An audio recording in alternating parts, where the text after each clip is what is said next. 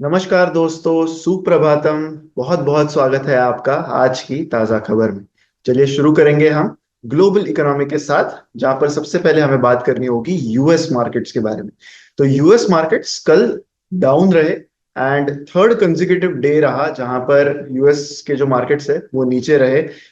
कुछ की इंडाइसेस की बात करें तो लगभग 0.51%, नैस्डैक 1 पॉइंट पर -2% तक 2% तक नीचे रहा था। तो काफी ज्यादा करेक्शन दिखा है मार्केट्स में। अब रीजन जो है इसका, ये अंदाज यही लगाया जा रहा है कि ट्रेजरी यील्ड्स जो है वो बॉन्ड मार्केट्स में बढ़ने लगे हैं। एंड वो बढ़ने का जो अंदाज है वो इसी पर लगाया जा रहा है कि ऐसी एक सेंटिमेंट बन गई है कि यूएस फेडरल रिजर्व शायद रेट कट्स उतनी तेजी से नहीं करेगा जितनी तेजी से पहले एक्सपेक्टेशन थी कि US federal reserve rate cuts करने वाला है। तो थोड़ी बहुत वोलेटिलिटी मार्केट्स में इसी इसी को लेकर है कि यूएस फेडरल रिजर्व आगे क्या करेगा।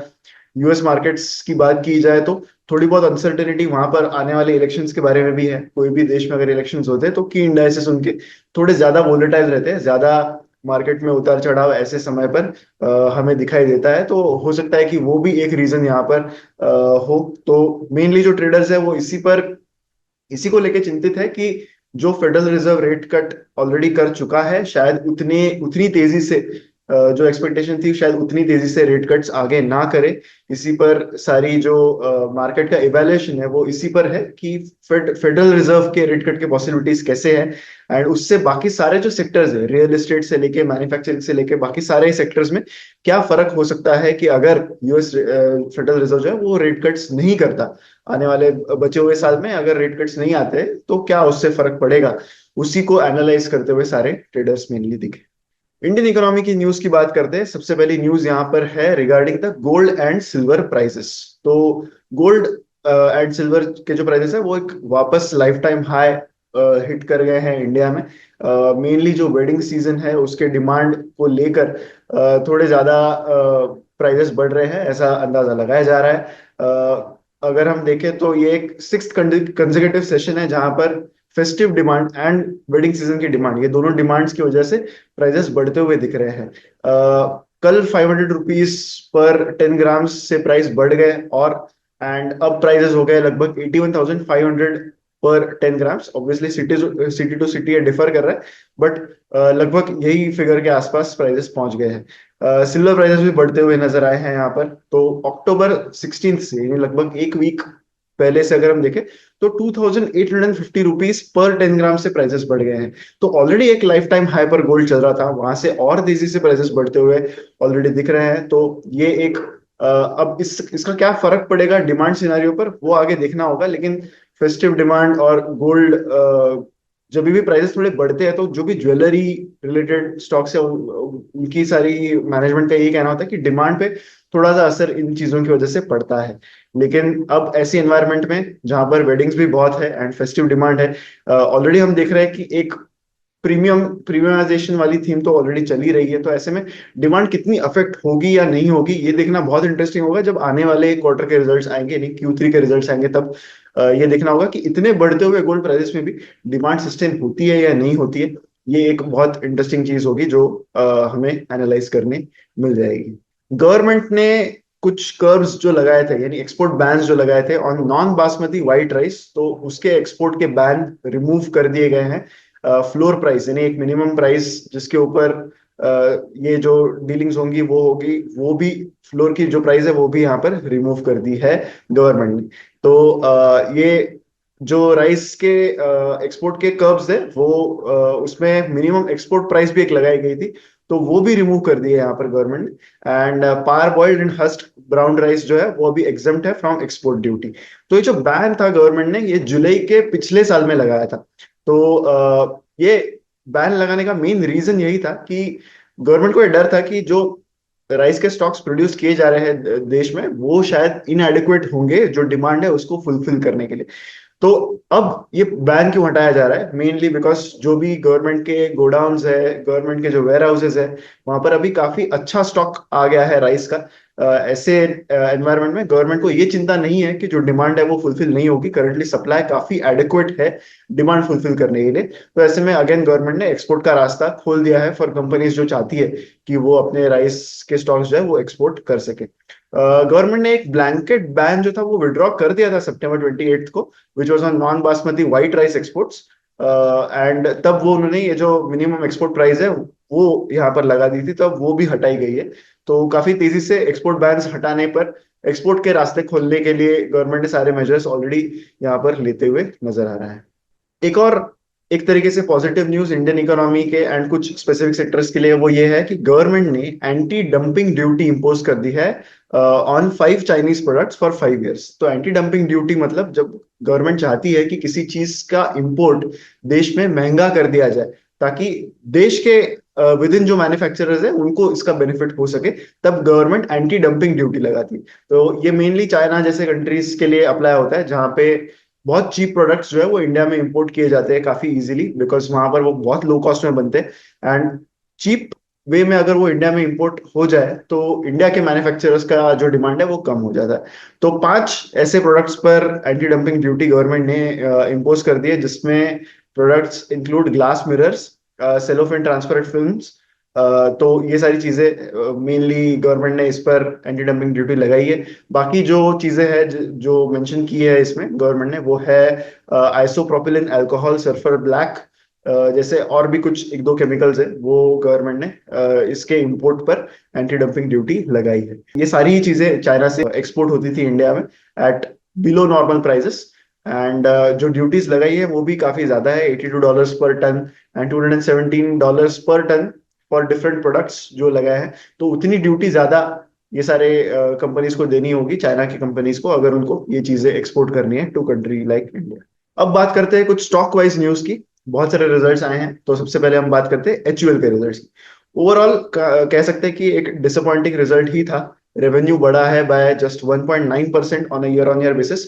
15,926 करोड़ का रेवेन्यू ओवरऑल कंपनी का हुआ है।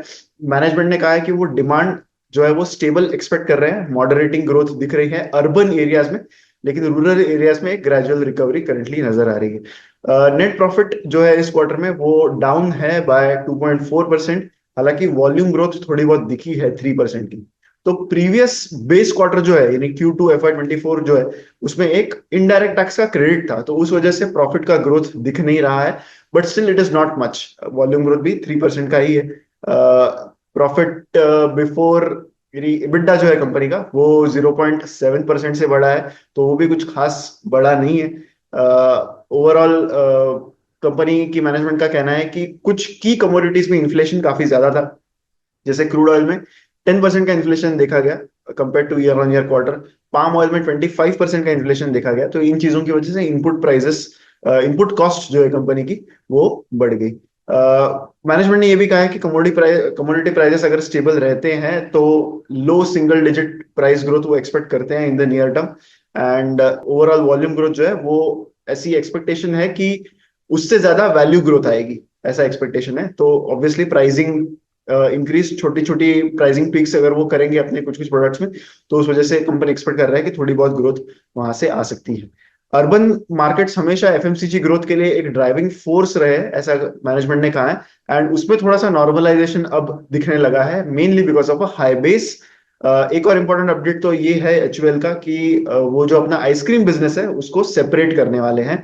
मेनली उसका ऑपरेटिंग मॉडल काफी डिस्टिंक्ट है, कोल्ड चेन इंफ्रास्ट्रक्चर उसमें मेंटेन करना पड़ता है, तो उसकी बाकी सारी जो डिविजन है कंपनी के उसके साथ काफी लिमिटेड सिनर्जीज है। तो इस वजह से वो ये डिवीजन जो है वो सेपरेट करने पर ध्यान दे रहे हैं ताकि वो अपने कोर बिजनेस पर ज्यादा फोकस कर सके। मैनेजमेंट का ये कहना है कि इससे एचयूएल की जो पोजीशन है in areas like beauty, food, health and wellbeing उसमें थोड़ी सी बेटर आगे हो सकती है, ताकि जिससे कंपनी की मैनेजमेंट ये सारे डिविजन्स पर ज्यादा कॉन्सेंट्रेट करने लगे। टीवीएस मोटर के Q2 रिजल्ट्स आए हैं। ओवरऑल रिजल्ट्स अच्छे थे। नेट प्रॉफिट बढ़ गया है बाय 45% एंड इसकी फिगर पहुंच गई है 560 करोड़। रेवेन्यू फ्रॉम ऑपरेशंस 14% से बढ़े। हो सकता है कि मार्केट को एक्सपेक्टेशन थी कि शायद इससे ज्यादा ग्रोथ होगी रेवेन्यू में, क्योंकि रिजल्ट के बाद market did not react positively to the numbers of TVS Motors. Overall two wheelers and three wheelers के सेल्स ग्रो हुए हैं बाय 14% अगर वॉल्यूम देखा जाए तो। कंपनी का मैनेजमेंट ये कह रहा है कि फेस्टिव सीजन स्टार्ट हो रहा है, तो ऐसे में वो एक्सपेक्ट कर रहे हैं कि इंडस्ट्री से बेटर वो ग्रो कर पाएंगे इस क्वार्टर में। स्कूटर सेल्स 17% से बढ़े हैं। टू व्हीलर एक्सपोर्ट 16% से बढ़े हैं। थ्री व्हीलर्स के सेल्स हालांकि थोड़े से डिक्रीज हुए हैं in terms of units, but overall 14% का वॉल्यूम ग्रोथ रहा एंड 14% का ही रेवेन्यू ग्रोथ कंपनी ने पोस्ट किया है। अगला रिजल्ट जिसकी हम बात करेंगे वो है EU small finance bank. Overall काफी अच्छा रिजल्ट है, नेट प्रॉफिट बढ़ गया है 42% एंड 571 करोड़ का टोटल प्रॉफिट का फिगर इस क्वार्टर में आया है।